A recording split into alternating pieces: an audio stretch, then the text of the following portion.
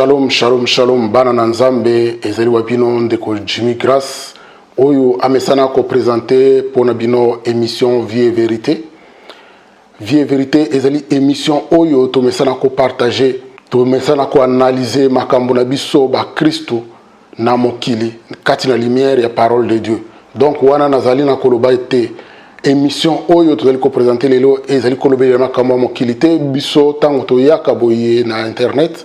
Ezali pona ko panza sango na Yesu Kristo to ya ko beta masolo na bisote parce que bisoto ko aider bino na eloko te kasi Yesu Kristo bisoto yamba o ezali nzambe na biso azali papa na biso azali elonga na biso ye azali na ebele ya kopesa ezala yo ezala ngai po ete akoki kopesa biso bomo ina seko oyo penza to ya koluka epai na ye.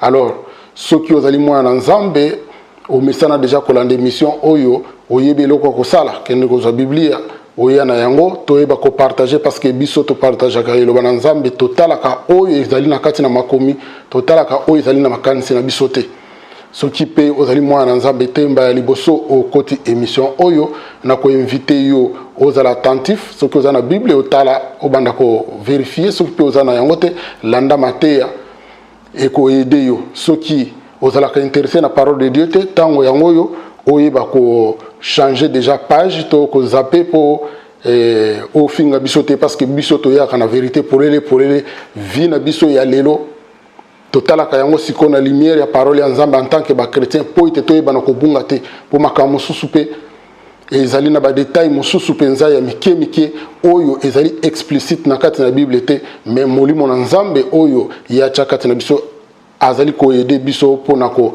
yeba ko cadrer comportement na biso na mokili oyo po ete but nango ezali po ete to bunga te but nango ezali po milimo na biso ekendeli felo te kasi nyonso tozali kosala po ete to atteindre but oyo nzambe yesu ayaki kolukela biso na croix tokota na bokonzi na nzambe tokota na bokonzi na lola bongo lelo toye na émission na biso ya sika tozana sujet ya sika lelo tokolobelela aveuglement spirituel. Aveuglement spirituel ezali nini? Aveuglement spirituel ezali kozanga misu oyo ya molimo yango nde tokolobela lelo. Alors bozala attentif penza na oyo toko partager lelo parce que yango ezali motuya mingi. Passage na biso tokotanga liboso lelo concernant aveuglement spirituel ezali Luc chapitre 1 verset 76 tina 79. Luc chapitre 1 banda na 76 tina 79. Nakotanga.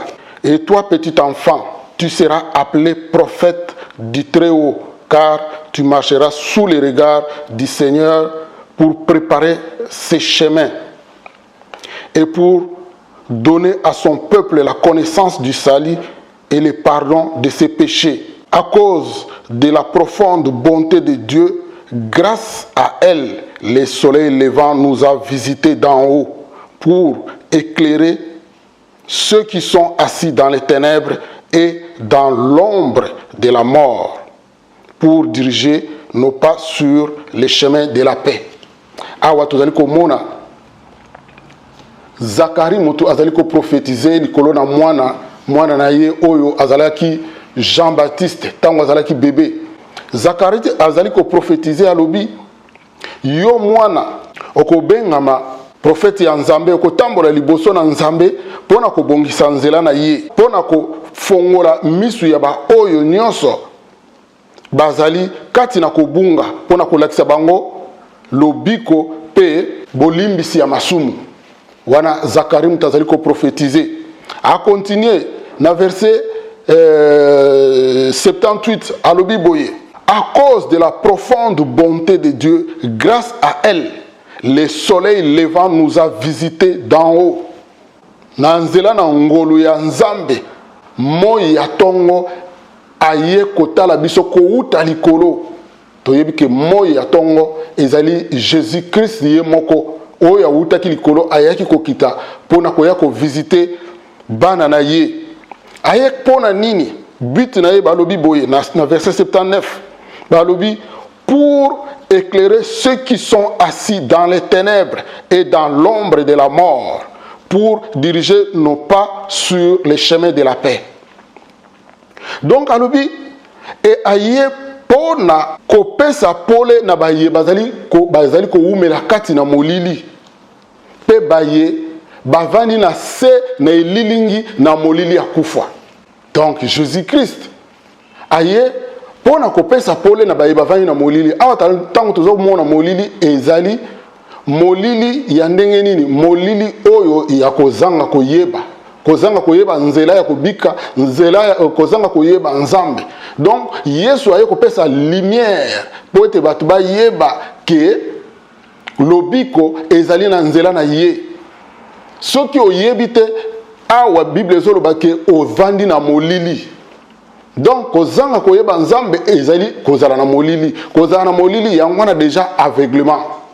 Mais sikoyo a expliqué que kovanda na molili kaka te me alubi kovanda na sena elilingi na kufa. C'est-à-dire que ceux qui osana kati aveuglement, osana kati kozanga koyeba ndenge nini kobika. Donc elilingi donc ombre ya liwa ezali ko planer likolo na yo. C'est-à-dire que ceux qui osali toujours na kozanga koyeba liwa ezali ko gete yo. Ceux qui obongwadi te liwa ya ko kanga yo. Aussi longtemps que oyebi na nzambe te ndeko yeba ke ombre ya liwa evandi likolo na yo. Ezali ko gete yo aussi longtemps que oyebi yete ombre ya liwa ekokanga yo to liwa ekokanga yo pe okokufa. Eloko nde bazolo bana biso awa. Donc tant que tozo tanga aveuglement spirituel ezali kozanga koyeba nzambe, kozonga na reconnexion na nzambe, molimo na yo akoma na molimo ensemble molimo nzambe ya kovana na kati na yo pe aloba aba père que réellement oyo azali ya ngai. Soki ozali na état wana ozali na kati aveuglement. Mais évangile ezali bonne nouvelle. Aveuglement ezali na ba position mibale. État ya liboso ezali normal pourtant oyo obotami oyebina nzambe te oza na kati aveuglement. Aveuglement wana eza un peu normal parce que oyeba ina nzambe te. Mais aveuglement ya mibale komi tango yo yebi nzambe mais ozoluka koyeba ina mozindo te yebika bon na bongo wana c'est fini OK na non l'église ozonga kana yo et puis se limiter wana olingi koluka koyeba makasi te. Nzokande awa Bible zolo biso ke Yesu ayi kopesa biso lumière wana ezali koluka donc ezali connaissance ya mozindo ya parole de Dieu. Nzokande kuna na Jean 17 Jésus Christ azali kolobake la vie éternelle, c'est qu'ils te connaissent, toi le seul Dieu et celui que tu as envoyé, Jésus-Christ. Donc, vie éternelle, ezali connaissance, il y a parole de Dieu, connaissance, il y a Jésus-Christ. Lukoye, ba Jésus-Christ na mozindo. Vie éternelle, yangwana. Ezaka kate, au sala prière, ba mesana kosa sabato na ba église, ya kondimela Yesu, c'est fini au suki na yo wana. Au komino kaka donc mondimi ya kozela ka mukola prière, alo yo sali basali prière kuna yo assister kaka ozongi no libiki na bongo wana te. Mbala mususu pe ozangi connaissance wana moiniasi ya kote la yo komina kati na coutume moko boye ya koyaka kaka na assemblée ozongi yo na assemblée mais ko bongo wana ya solo na kati na yo ezate kozanga koyeba ezama be mingi ezali liwa tokotala mwa ba vidéo ya mike ebele lelo po emeka ko sosolisa yo makambo na zoloba. Donc mona bato yo bazangi koyeba bandimela pe nzambe baya pe na babitonga be balingi na bango koluka koyeba na mozindo te eloko nini ezokomela bango to ndenge nini basali na satana bokota na kati na bassemblée neni bazo manipuler bango botala ndenge nini un soi-disant pasteur de Dieu asala moi trône na ye moi kiti na ye ya molai avandi likolo bandimi bazo ya al ya zwaka mai asukoi ne longi na ye ekwela ka bandimi po mai wana eza mai ya bénédiction parce que bénédiction ezo lekande na nzela na ye tanto azo sukola makolo na ye azo sukola na mitu ya bandimi nyonso wana bandimi bazo ndima makama boy pona nini po balingi na bango koyeba te balingi na bango koluka nzambe na mozindo te tokolanda video.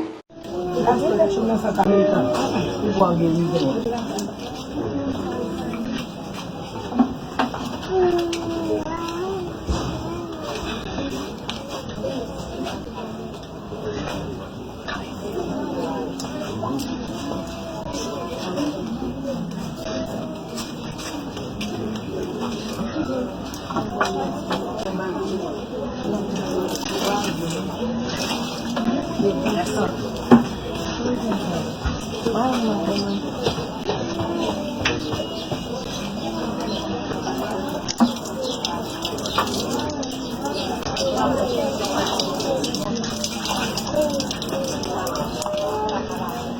que ça m'a rappelé. Pile en pile. Chaque fois, Marie, comme ça. Qu'est-ce qui vient là? On va regarder. C'est une bonne page. On nous lève pour les donner.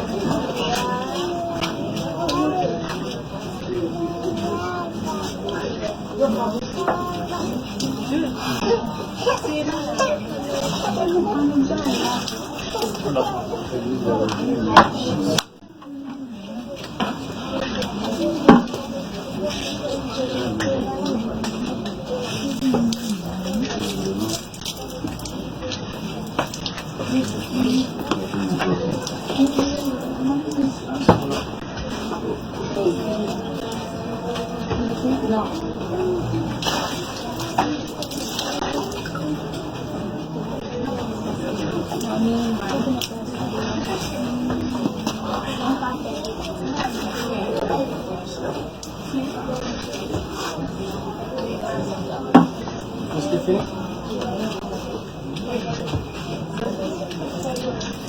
Expédition de temps de voyage, oui, tu as voyagé déjà. Mais chaque ambassade américaine, ils ont l'autre bagage qui fait. Mais je dis à lui, le bagage là de casser. Amen. Bon, non, c'est depuis là pour le jeune résident, c'est pour la faire votre livre.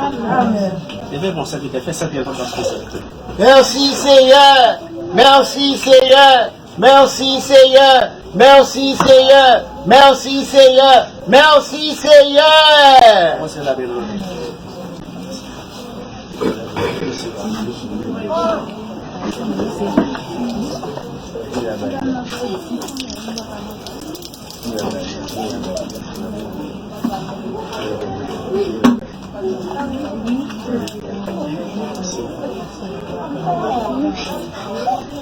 Bon courage, frère. Tout la gagne de casser. Et mon frère pour ça. Il va témoigner, m'a témoigné.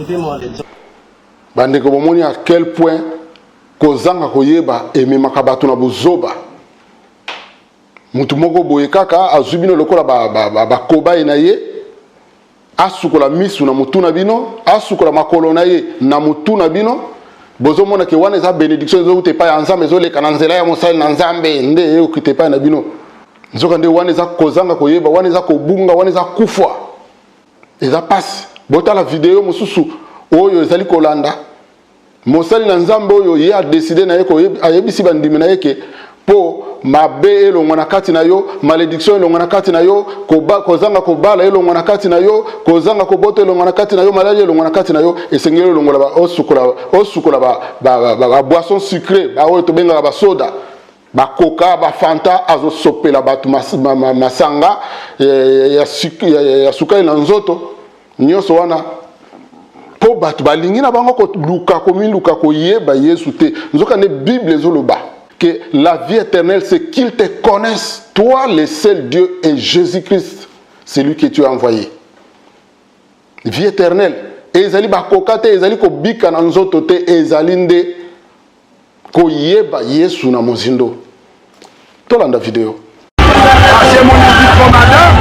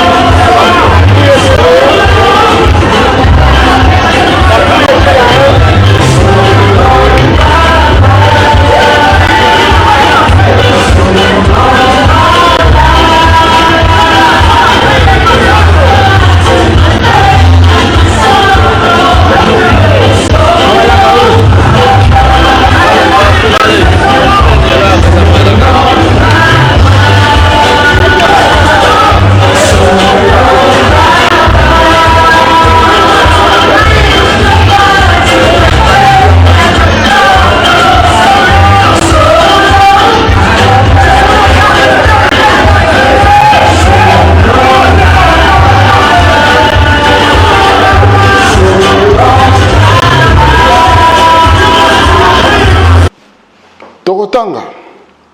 Matthieu chapitre 6 verset 24. Bible le Bible. Personne ne peut servir deux maîtres, car ou il détestera le premier et aimera le second, ou il s'attachera au premier et méprisera le second.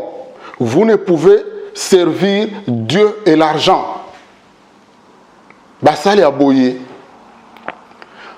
Bazali ba oyo. Bazali na esprit divisé. Balingi ba servir Nzambe, mais balingi ba servir pe mbongo. Balingi ba servir Nzambe, mais balingi ba servir succès na bango. Balingi ba servir Nzambe, mais balingi ba servir ba se satisfaire et pas ya basi, ba bimaka na basi, ba tambola na kindumba. Balingi yango mi balé tambola ensemble. Nzoka de Bible ezolo na biso ki okoki ko servir ba Nzambe mi balé na mbala moko te. Ou kolinga moko oyini mosusu, ou kolinga mosusu oyini moko. Eza normal. Yango bozomona makambo boye ezali kokoma parce que batu bazali divisé kati na mitema na bango. Bandimi pe pareil. Yo ondimela Yesu. Mais oza tellement na souci que okoma na mbongo que bakoki ko manipuler ndenge balingi. Ondimela Yesu, ozoluka nanu bokonzi na Nzambe, mais olingi na bokonzi na Nzambe na okoma riche na mokili oyo to, ozala na bane bele na mokili oyo to, ozala na mbongo, ozala na mituka, ozala na balupangu. Et ceux qui ont vendu boy makanisi na mingi eze pa Nzambe te makanisi na mingi eza na oyo ozana ngoposa, motema no eza divisé. Ceux qui ont kena attitude wana na kati na basali na satana oyo babomba ni lokola basali na Nzambe. À comprendre que vous avez à manipuler yo, à saliso n'importe quoi, bako yiko sokolisa yo na nzoto na bakoka, ndenge tuzali komona, ba misusu bakocha ko sukola makolo na bango na mituna yo. Mususu tokotala na video muke azocha mai na munoko na ye abwaka kana minoko bandimi po na yebite po elongola milimo mabeto po bazwa guérison to po basala nini me mai achena munoko na ya ningisi abwakeli na elonge kocho na misu na zolo na munoko ndeko ata kutu to longola na no Bible to cha na pembeni o yebi ke na mokili oyo mutu azobwakelo mai ndenge na soka za atena hépatite ozu hépatite ozu maladie grave ba hépatite ndenge na ndenge za okoki ko zo maladie ndenge na ndenge okoki ko zo tuberculose za epai na ye nyonso wana pona kozanga koluka yo moko oyeba parole de Dieu elobi nini nyonso wana pona kozanga koyeba olingi kotanga te ba misusu bandimi bele ayebi kotanga me alingi komitanga la Bible te alingi de pasteur atangela a expliquer nzo ane mamusu pasteur pe a comprendre ki yango mabe ai bango nyonso bakoti nzela moko to landa video Amen.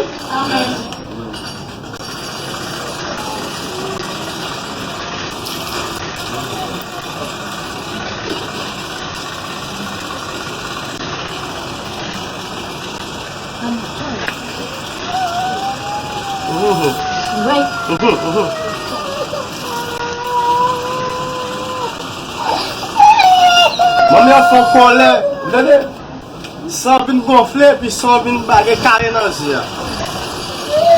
Et, je vais la guérison, moi sans pas moi, mais seulement 50 ans et la été dans le yeux.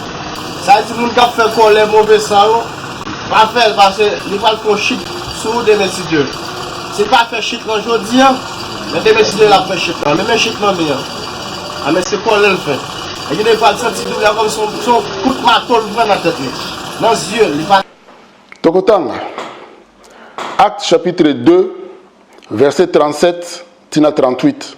Après avoir entendu ces discours, ils eurent les cœurs vivement touchés et dirent à Pierre et aux autres apôtres, « Frères, que ferons-nous » Pierre leur répondit, « Changez d'attitude et que chacun de vous soit baptisé au nom de Jésus-Christ pour le pardon de vos péchés et vous recevrez les dons du Saint-Esprit. » Pierre atei na acte des apôtres. Atei alobi. Yesu oyo bino bobomaki yeyo azali ko sala miracle mukona lelo. Yeyo muta kiti molimo santu po batu ba bongwana lelo. Batu ba yoki babi oh. Donc Yesu to bomaki nzoka nde yende azalaki Messi. sikoyo ba se sentir culpabilisé ba tuni Pierre to sala nini ye alobi bobongwana bo changer attitude repentez-vous mutu na mutu azala baptisé na kombo ya Yesu Kristo po na bolimbisa masumu na bino pe boko yamba molimo santo Pierre atei pe bato ebele bandimeli Yesu mukolo wana ba Bible lobi ke aux alentours ya 3000 personnes environ 3000 bayambaki Yesu bandimaki Yesu mukolo wana pe bakoma ko sambela. Verset 42 lobi boye tolanda malamu ndeko. Verset 42 balobi il persévérait dans l'enseignement des apôtres et dans la communion fraternelle, dans la fraction de pain et dans les prières. Nazo bandela. Il persévérait dans l'enseignement des apôtres, dans la communion fraternelle, dans la fraction de pain et dans les prières. Na bandeli pona nini poto landa mot par mot nini Bible place yango balobi ke batu wana babongwana ki bazale ki ko persévérer bazale ko umela bazale ko yika mpiko na liteya ya ba apôtre na lobi te na ba mateya te na lobi na liteya ya ba apôtre. Alors, tout à l'heure, l'enseignement des apôtres. C'est-à-dire que l'apôtre qui est belé, mais enseignement est qui moko. Enseignement est qui est belé. L'apôtre qui est liloba moko. Qui est enseignement moko. De kotala et pas yo qui n'a ko sambela parce que émission est ba chrétien. Ceux qui lité oyo zoloba ba ozo yamba kuna ezali oyo ezali ko uta na Bible te oyo ezali conforme na parole oyo zo mona parole écrite te ndeko sala attention luka ko yeba soki omoni ke côté wana mai bozo meleza ya salité tango koki obima osenga nzamba la kisayo esika oyo bandiko obanda ko landa lité ya kitoko enanda kuna yo tangaka Bible Luka pe oyeba yo moko oyebi kotanga ta na minimum ya muke wana tangaka soko comprendre te luka oyeba na mozindo soki mutu mo expliquer bien te luka mosusu entre temps bondela ka nzamba pe so mayele pe bososoli o comprendre yango tangaka balobi ki bazali ko umela na enseignement ya ba apôtre bazali ke belé bazali na enseignement moko ndeko soki tozo ko mona ba genre ba makambo yo tozo ko tala na ba vidéo. Et c'est clair que basali ebele bazana bango na kati ya enseignement oyo Bible et lobité bazana bango na kati ya doctrine ya Jésus Christ te baza oyo bakoti mayelo ya bango bakoti manière bango ko sala bakoti ki mando na bango po misusu bana bango ba mando na misusu bana bango banganga oyo bazali ko talisa baye ko mema ba pratique na bango na kati ya itonga bakosi ke ezali ya nzambe mais yo lokolo boyino komilukela oyeba bakokosa yo batu wana baye pona nini ezali pe normal batu ndenge wana baya parce que Bible lobi yango déjà que na tango asuka basali ya lokuta bakokota ezali biblique ezali ngo eloko moko te ke to banoko kama ngo ezali biblique basali ya lokuta na tango asuka bakokota na bango. Mais yonde muto ozo yamba parole wana yonde muto ozo kenebisika wana nde oyo molimo na nzambe ezo kebisa lelo yonde muto ozo yamba iloba wana kozala lokola tabate luko yeba lokola ba Kristo ya bere bazala iko yamba liloba na précipitation mais bazala iko vérifier ce qui oyo bazote ya bango ezali conforme na oyo ekomama bako sabino te po ba misusu bazi ba titre ba bishop ba misusu bazi ba titre ya ba apôtre ya ba pasteur ba misusu bazi ba général tel ba misusu bazi ba titre minene wana te esengeli vérifier moko soko vérifier te bako saka na yo tolanda vidéo moko ndeko moko mwasi ya komini motei ki motei na ye asambeli lipa na ebite so ezali ki sainte scène azuli pawana ebisi nzambe na ndenga prière na ndenga zalo lobake lipa o mutu nyosa ko simba ngo a sentir pe na présence na yo nzambe mais modèle lipa wana ezo pumbusa batu na zo ko mituna lisusu soki eza pe na lipa oyo eza penza sainte sainte eza penza nzoto na Yesu to ekomi ya magie bato bazokweya kaka po alakisi bango lipa to asimbisi bango lipa to atieli bango lipa na monoko bato bakomi kopumbwa tolanda video bino moko bokojuge.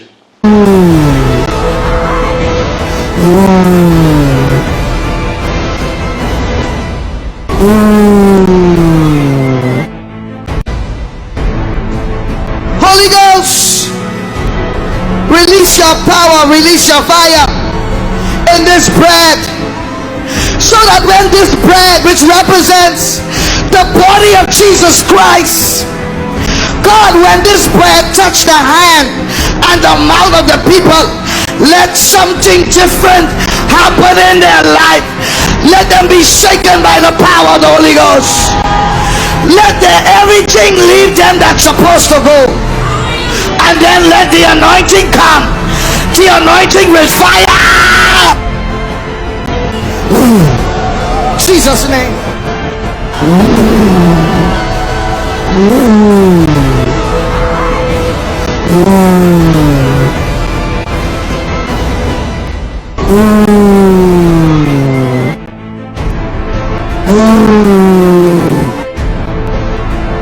Jesus. Tokotanga 2 Jean chapitre 1 verset 9. Quiconque s'écarte de ses chemins et ne demeure pas dans l'enseignement de Christ n'a pas Dieu. Celui qui demeure dans l'enseignement de Christ a le Père et le Fils. Nabandeli, quiconque s'écarte de ses chemins et ne demeure pas dans l'enseignement de Christ n'a pas Dieu. Celui qui demeure dans l'enseignement de Christ a le Père et le Fils. Oyo nyonso akolongwa, akobima, akoleka, akodépasser enseignement ya Christ. Azana nzambe te, azali pe na Christ ye moko te. Mais oyo akotika la kati na enseignement ya Christ. Ye wana nde azali na papa na mwana. Poni totangi passage oyo, tozomona awa bazo expliquer dans l'enseignement, bazo robate dans les enseignements. Yangona toujours tolobaki doctrine ya Christ eza moko. Doctrine ya Christ eza vision na yote. Doctrine ya Christ eza ba projet na yote. Doctrine ya Christ eza oyo ezali écrit. Maloba na nzambe oyo eza écrit.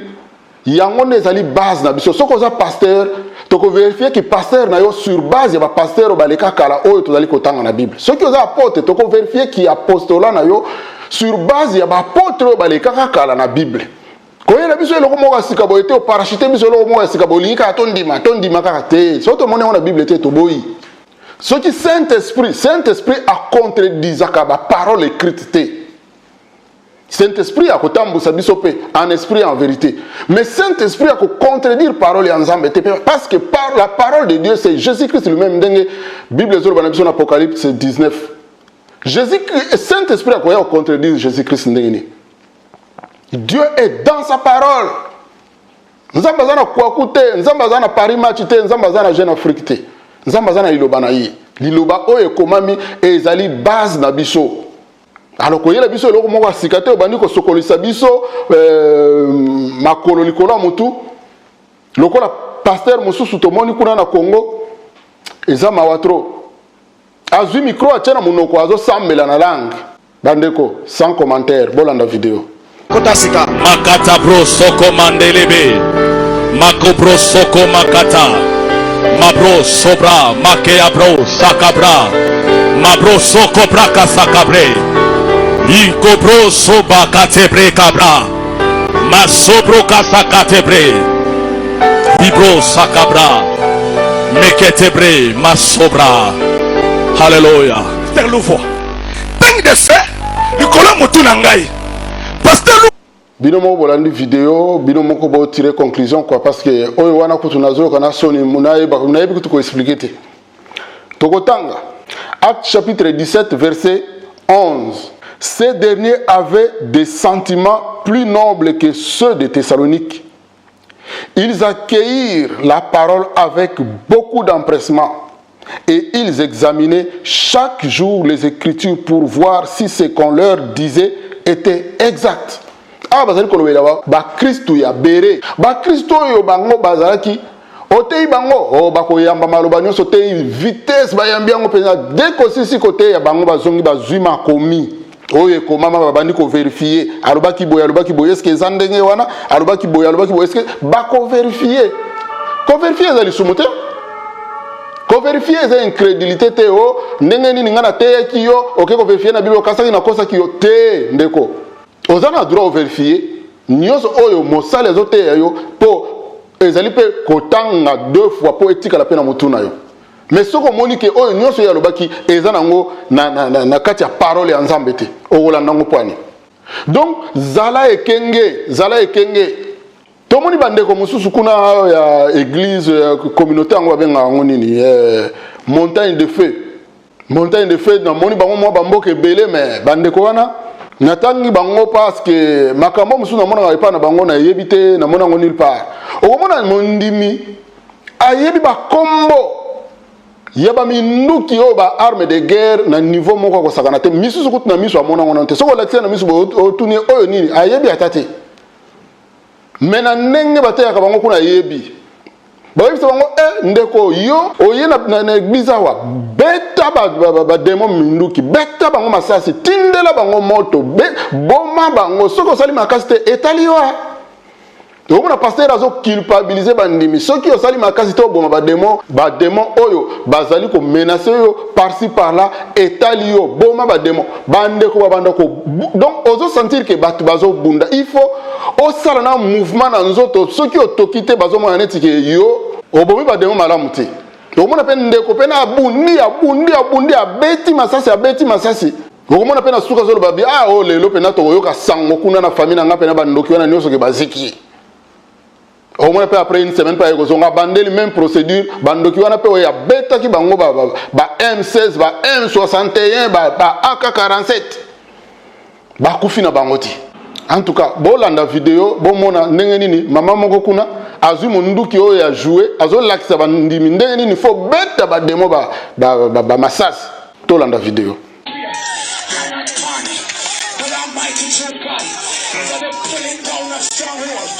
It's not by might, or by power, but it's by the Holy Spirit, said the Lord God.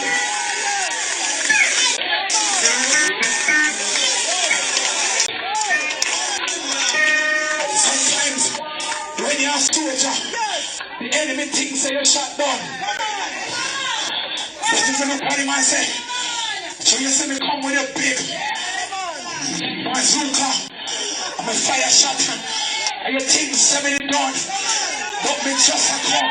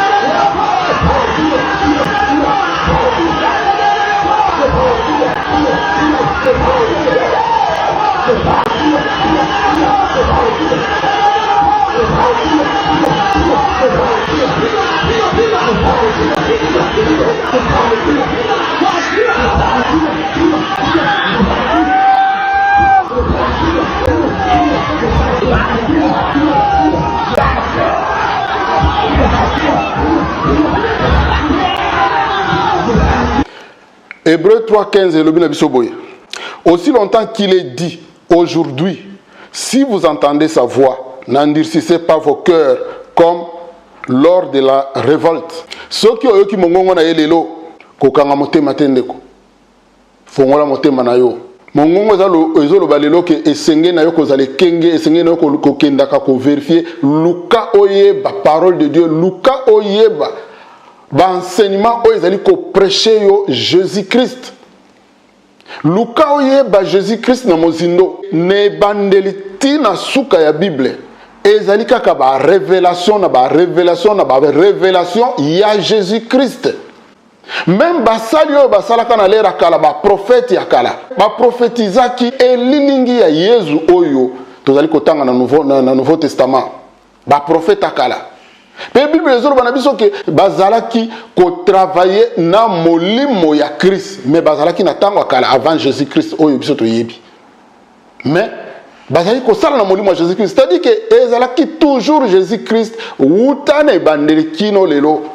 La vie éternelle, c'est qu'ils te connaissent, toi, le seul vrai Dieu, et celui qui tu as envoyé, Jésus-Christ. Jésus-Christ n'est azali Seigneur. Jésus-Christ n'est azali centre de la Bible. Jésus-Christ n'est azali vie éternelle. Je suis le chemin, la vérité et la vie. Ndeko so bazo balo sayo boy nanzela mafuta bazo mso boy nanzela ya matunguru bazo memo mosika soko lingyo bika luka oye ba Jésus-Christ na mozindo. Ba pasteur mususu ba comme na ba pasteur banquier ba comme na ko gérer nde ba mbongo bino moko ko juger to landa vidéo voyez que vous êtes toujours na ba pensée mabe na ba pensée ba licence tout que nous sommes papa fa nani awa biso que doit $1000 plus de 1000 fois tu que 300 Et 300 c'est quoi sinon voici ça la vie on beta yo avec une fonction le biga c'est na poche o c'est na poche mais je vais 500 ça va faire vraiment. Il faut y connaître. ah ouais ça neuf c'est laser bon $300 $100 msukira na poche na 600 ezali hapo alors siko abato beta na bangali bangoni babicho na poche nyama mutalo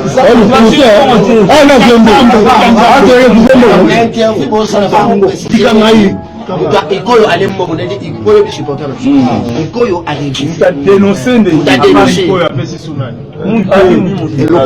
nana bena dola bana kala bena kite quoi na ikoyo na donc de la personne mbongo zakina nani tant de la personne mbongo zakina nani dona personne mbongo zakina nani dona tant personne mbongo zakina nani ataki yemoko na Pacific Hotel ozo confirmer parce que non filmé le téléphone. C'est que j'en filme non filmé au téléphone à tout niveau. Est-ce que vous confirmez réellement que cette donnée Moulongli, secrétaire national, secrétaire général, c'est même pour papier sur un bon. J'ai confirmé. Merci beaucoup. Montage ça dit combien? Est-ce que vous aussi un bon on a si on a combien on sait combien?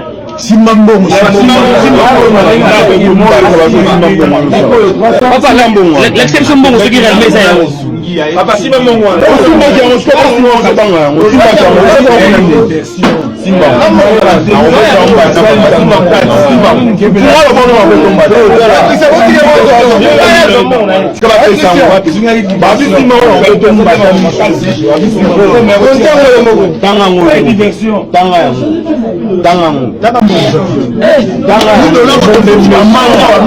seulement.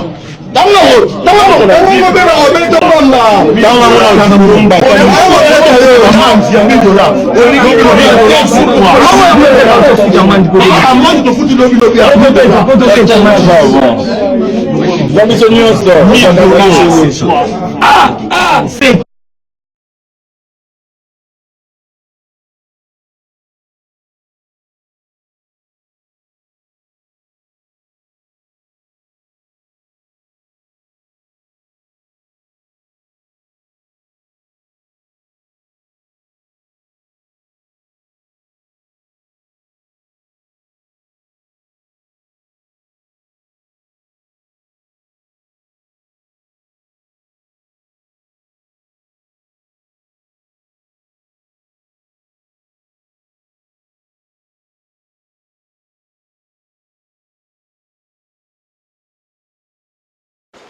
Togotang, 1 Timothée chapitre 4 verset 1 Tina 2.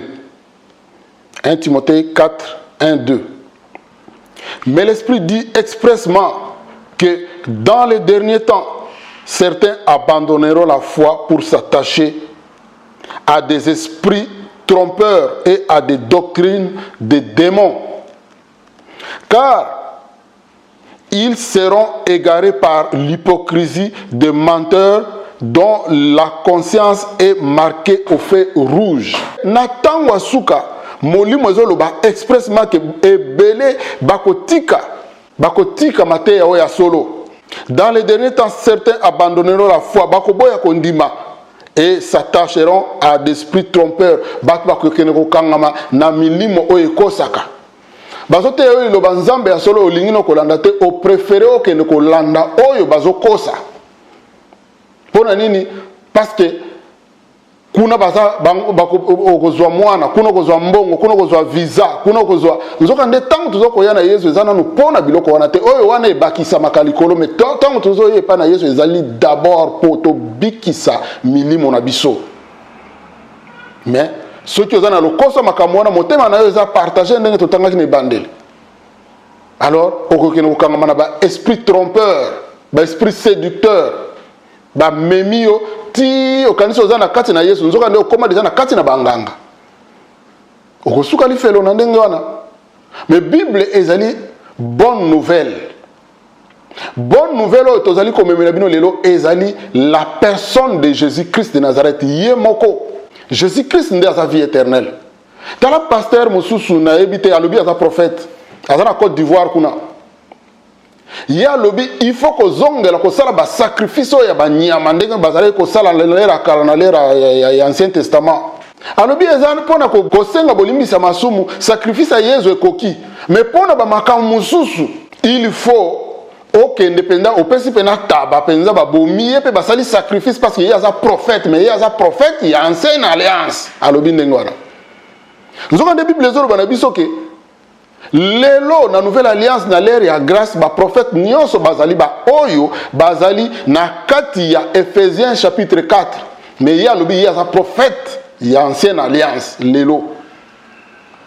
Donc ce que olingo ke ndekuno olingo bota to olingo zo je ne sais pas quoi mais makataba na yo to ngombe na yo ba bomeli okuna na ndako na ye kuna lobi aza prophète.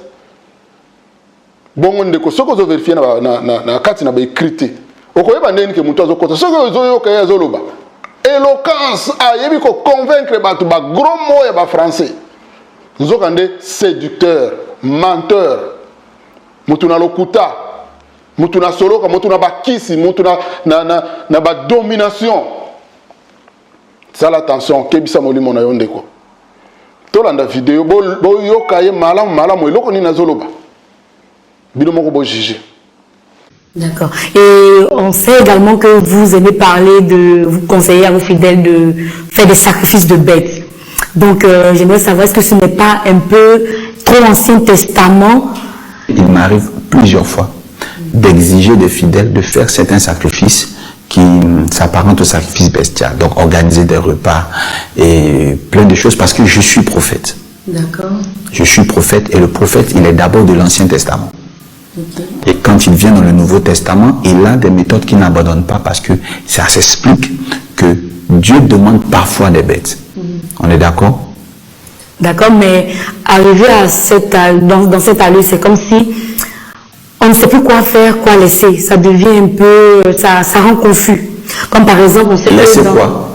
Dans l'Ancien Testament, on ne sait plus ce qu'on doit faire. Par exemple, quand je prends par exemple le livre de Lévitique 14, on me dit que si j'avais de la lèpre, que je dois aller me faire guérir, je dois envoyer 2 oiseaux, on doit tuer un, on doit mettre l'oiseau vivant dans le sang de l'oiseau qui est mort, etc. On doit m'asperger. Mais est-ce que si par exemple maintenant, je suis sur le temps de la grâce, j'ai la lèpre et que vous, prophète, vous me guérissez, est-ce qu'on va vraiment faire ce genre de rituel? C'est une très belle question. Est-ce que tu sais qu'il y a des chrétiens qui mangent le porc en ce moment? Oui. C'est une preuve que nous sommes dans le temps de la grâce. Oui.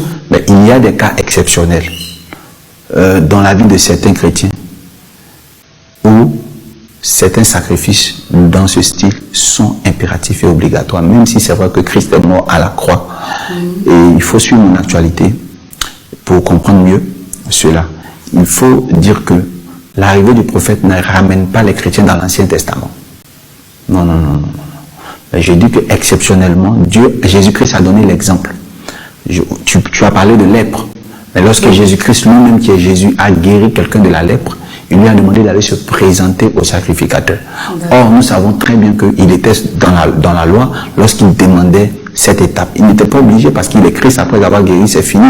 Rentre chez toi à la maison, ne pêche plus. Mais lui dit, va te présenter au sacrificateur parce qu'il devait aller là-bas poser des actes qui sont toujours liés à l'Ancien Testament.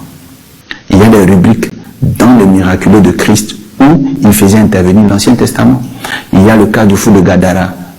On ne voit pas vraiment l'Ancien Testament, mais on voit ici un sacrifice bestial. Quand les gens disent à Jésus, je suis légion, mais je veux partir à condition que tu me mettes dans des porcs. Il y a des porcs qui sont morts pour qu'un homme puisse guérir.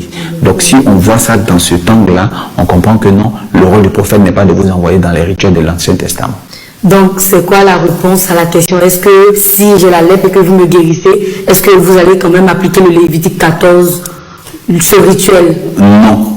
Pas forcément. Et oui, dans le sens où il est possible qu'on te demande de faire des sacrifices qui s'apparentent à cela et qui s'expliquent avec les 10 versets bibliques. Mais finalement, moi, je comprends plus également parce que l'apôtre Paul, il nous dit que dans le livre de Galates 3, que si on décide d'appliquer la loi, on doit l'appliquer en entier.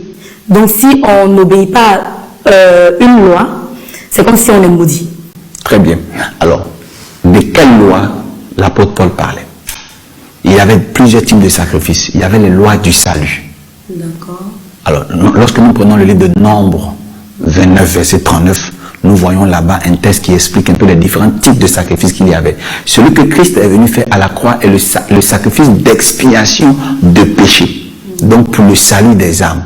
Il n'existe sur terre aucun sacrifice pour que quelqu'un ait accès au ciel ou pour que le salut de quelqu'un soit validé. Mais dans le dit texte, il est parlé de sacrifice de prospérité. Lorsque Christ est mort à la croix, dans l'Apocalypse, il a été dit que c'est lui l'agneau qui est venu ôter le péché du monde. Alors c'est que le péché, pour la prospérité sur terre ici, il y a des actions prophétiques qu'il faut. Je propose je pense vidéo à Souka. Je ne sais pas, on va assembler, on va orchestre, on va concert. Mais on va assembler, soi-disant, on va assembler à Nzambe. Vidéo ya ba danseur ba yaka na bango pona ko beta dance pona ko bina penza comme il faut tolanda.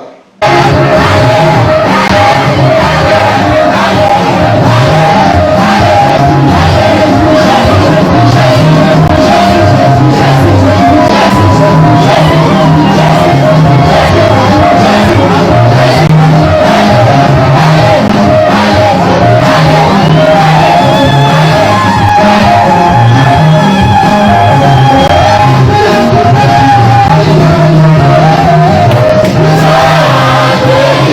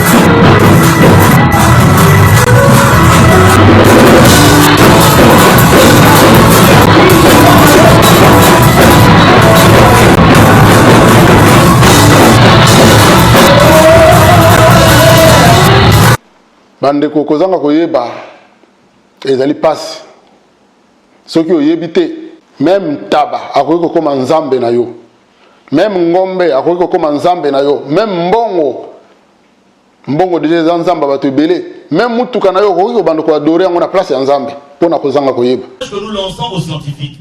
Cette église fonde sa doctrine sur la consommation de la bière. Ce mélange de bière et de foie, les fidèles l'appellent ici la biéramicine. Les cultes qui durent 9 heures de temps sont dédiés à la guérison des âmes et des corps à coups de gorgées de bière et de louanges. Ces gens issus des catégories populaires viennent surtout chercher une solution immédiate à tous leurs maux. Je suis arrivé ici malade. Papa Mikoubi est venu devant moi et m'a tendu une bouteille de biéramicine. J'ai pris la première gorgée, la seconde et la troisième, je suis entré en transe. Ma tension était revenue à la normale. Et je confirme que la biéramicine, c'est un médicament. Quand vous la prenez avec foi, vous retrouvez la santé. Aujourd'hui, environ 5000 personnes fréquenteraient assidûment cette église qui s'étend sur l'ensemble du pays. Son emprise sur la société est de plus en plus grandissante, sans que les pouvoirs publics ne puissent réellement en contrôler l'impact et les dérives. On va proposer une vidéo oyo ezali ya suka. Yango ezali ya ba chrétienté, ezali ya ba païen, ya ba indien. Botala lokola bango bazangi koyeba nzambe. Pona bango ngombe oyo biso toliaka brochette. Pona bango azape nzambe. Botala nini ngombe azosambela pona bango. Na souligner bien eza ba chrétienté. Eza ba indien na religion na bango, je ne sais pas bouddhisme ou hindouisme, ngombe azali pe nzambe azosambela pona bango. Tolanda vidéo.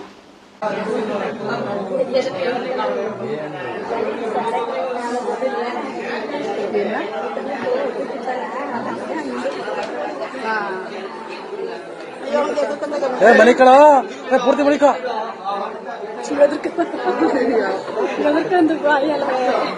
Bukatan ano, manika mana?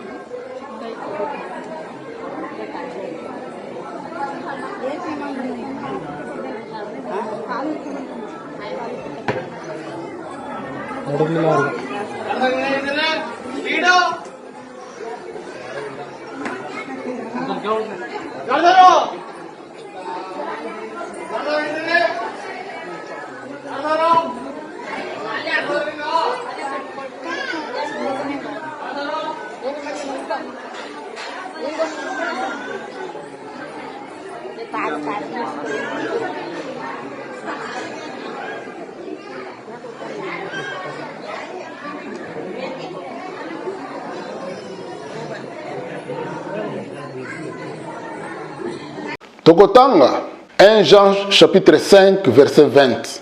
Mais nous savons aussi que le Fils de Dieu est venu et nous a donné l'intelligence pour connaître le vrai Dieu. Et nous sommes unis au vrai Dieu si nous sommes unis à son Fils Jésus-Christ.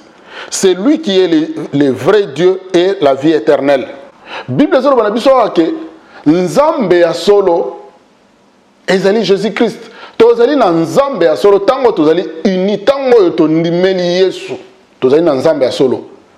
Parce que nzambe ya solo ezali ye Jésus-Christ. Donc kati na Yesu tozana na nzambe. Yesu azalaki na nzoto lokola yo na ngai. Yesu azalaki pe na bizaleli na ye, mais Yesu azalaki na molimo pe kati na ye lokola yo na ngai, mais molimo o azalaki na kati, o azakati na biso azali molimo na moto. Mais molimo o azalaki kati na Jésus-Christ ezali nzambe ye moko, l'esprit supérieur, l'esprit vivant, l'esprit qui a créé les cieux et la terre. Esprit wana azalaki kati na Jésus-Christ. Tango azalaki na nzoto. Donc tango yo ndimeli Yesu ondimeli mbala moko nzambe oyo asala likolo mpe mabele parce que yesu azalaki expression ya nzambe na mokili, azalaki nzoto oyo nzambe alataki na mokili, atamboli po aya kopesa biso bomoi. Soki évangile bazoteya bino bazokobaliswa bino, je ne sais pas comment bazali koambrouye bino. Évangile eza nango centré na mutu oyo tozali kobenga Yesu oyo Maria abotaki na ndenge ya nzoto azalaki mutu. Mais esprit ezalaki na kati na ye, esprit wana nde mutu esala Marie. Esprit wana pe mutu esala Jésus. Esprit supérieur, le Christ, le Dieu vivant. Nde mutu azalaki kati na Jésus. C'est vrai que bato belé ba na difficulté ba comprendre loko, mais ceux qui sont chrétiens, vous comprenez que en Jésus-Christ nous sommes dans le véritable. Alors yopé, aux chrétiens combo au bon na noté, au biki na noté. En Jésus nous sommes dans le véritable parce qu'il est le Dieu véritable et la vie éternelle. Alléluia. Tous na bokebi ceux qui étaient et que ça passe pour tout le monde na ba église belé batu et comme na ba église ya idolâtrie okomona ba misusu bakeko fuka mela bikeko bazo fuka mela bikeko bakomi ko yembela bikeko bakomi ko sala ba signe ya quoi na liboso ya bikeko ba misusu omona ba memi ekeko mari bazo kene ko sambela pona yango bazo kene ko sambela pona yango basali grotte mabanga bakomi ko kene ko vénérer yango. Ndeko wana ezali kobunga, wana ezali perdition spirituelle, wana ezali idolâtrie oyo Bible elingi ata mukete. Okomona penza mondimi pasteur ayebisi yo gumbama ngai na matela yo koma mpunda pona ngai. Mondimi pe apesi mukongoko pasteur amateli. Ba église muso komona bazwi penza pasteur ba chena chipoy bazotambusa ye azokende koteya. Et puis, oza mondimi, oza na Bible, autant que yangote pona na yo ba makamane wana ezali normal. Ezali kobunga. Ba chrétien sans connaissance, ba chrétien sans parole, ba chrétien sans Jésus-Christ. Na yebi ko tuté soko oza na Jésus-Christ to bengo chrétien ndengeni. Ba chrétien sans Jésus-Christ. Ba chrétien o bazali ni chaud ni froid.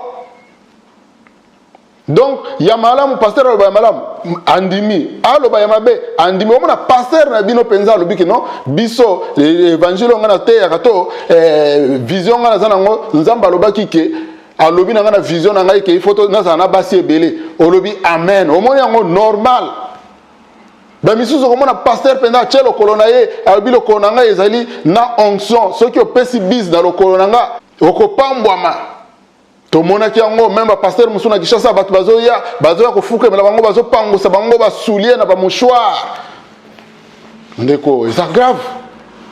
Mususu omona zobela pasteur po abikisa ye il faut azwa lokolo ya ye pasteur acheyo muto zobela nyati yo po obika parce que yaza na onction amimoni kaka Paul. Alobi ba Paul pe basala ki yango ba boka ba mouchoir na bango. Ba mouchoir ezali ko bikisa batu ngana ko nyata yo. Pona ye komi coutume ya konyataka batu ya konyataka batu ya konyataka batu. Okomona misusu kutu donc pasteur penza azu penza insecticide azo pomper mutu na mona ki photo wana mais nazaki choqué bandeko.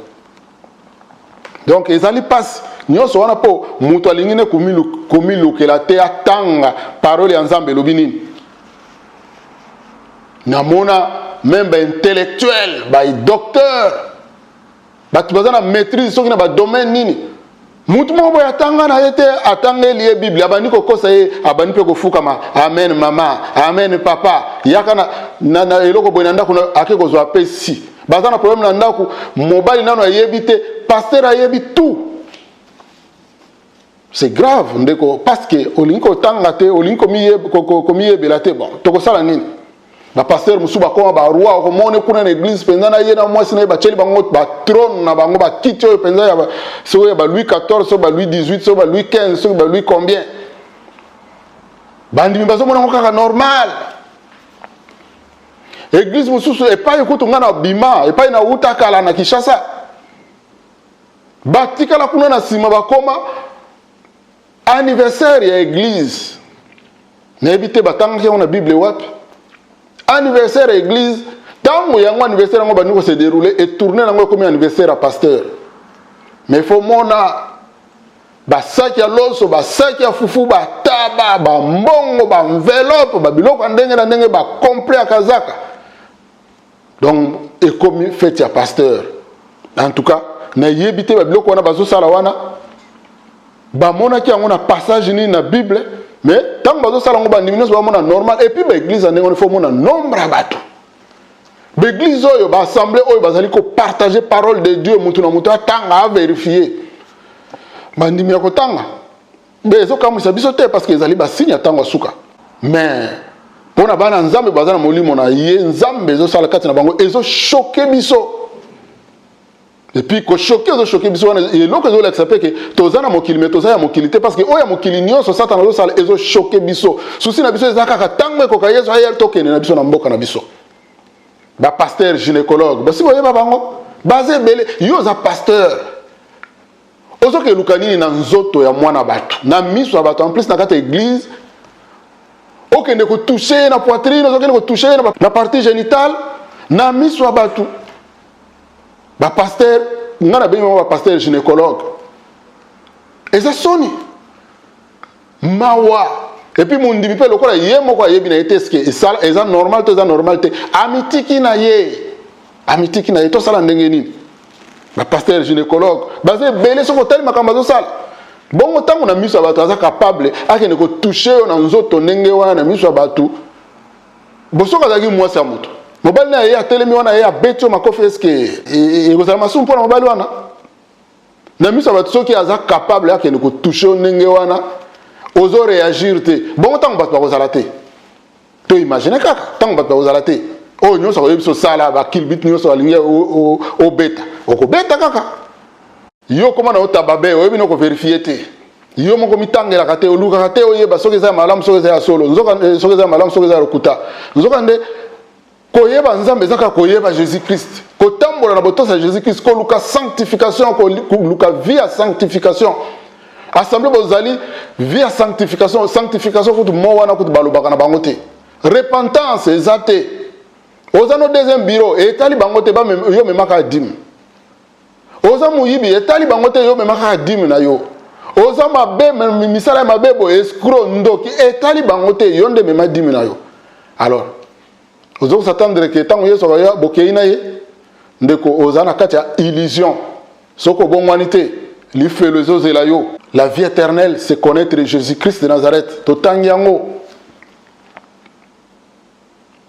bandimi mususu ba pasteur mususu lelo ba komi na bango koyebisa bandimi ke non il faut olata ba talit ba mususu ba yango talit ba mususu ba yango talif eza lokola riba moko boye ba juif balataka eza na ba bar moko boye ya bleu bandimi kaka bandimi ya nouvelle alliance ba komi ko bakomi kolata yango nini o pasteur mutalobaki foto lata yango po biso to pena to ba juif oyo ya tango asuka eza biso bakomi kosalisa bato ba voyage il faut que na Israël ou une fois ou deux fois na vie na yo wana nde et comme ka lokola ba musulman nde bakenda na Mecque et comme pe ba chrétien il faut pe na vie na yo ata une fois que na Israël okende kotala esika Yesu alekaki esika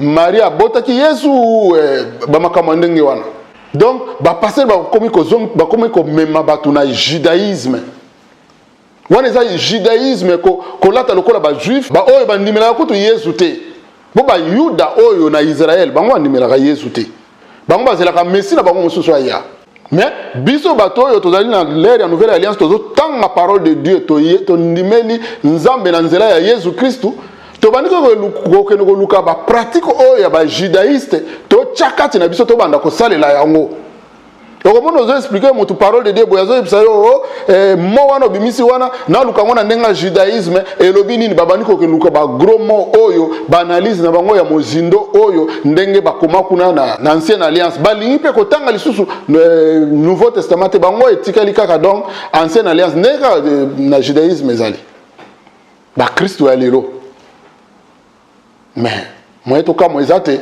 toyeba ke wana ezape bilembo tango asuka yo oyo ozali na posa obikisa molimo na yo ndeko pona kosikisa kangama conseil na yo pesa yo kangama na Jésus Christ lokola Seigneur pe sauveur na yo tambola na vie ya sanctification, tambola na humilité, na douceur, na maîtrise de soi.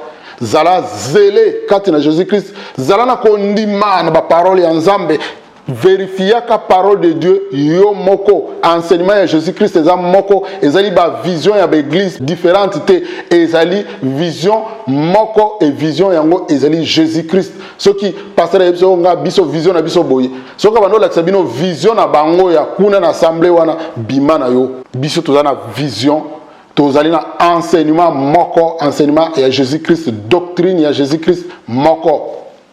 Nzamba pambola bino bandeko oyo bomesana kolanda biso. Nde tokuta na tango sima soko zana no abonné te o s'abonner na kati ya chaîne na biso Vie et Vérité pour chaque fois to bano chama lo bana biso mbate ya mususu bongo ozwaka yango. Lokumu nkemo ezonge pa Jésus-Christ wa pesi biso mayele yako continuer toujours kati ya lobana yepe oyo afongoli biso miso à travers ba vidéo ya mike oyo tomoni poto kwese masusu kati na kobunga te lokumu ezonge pa ina ye. Nzamba pambola mabota na bino, nzamba cha kimia na mabota na bino po apesa bino mayele pe bo sosole utie pa ina na nzela molimo santo po bo tambola biso no tambola na solo pe sembo po to zwa to bikisa milimo na biso tozali kozela toujours Jésus-Christ oyo azali Seigneur pe sauveur na biso. Soki Yesu ayete tokutani nde mbala sima, soki aye rendez-vous na lola. Bye bye.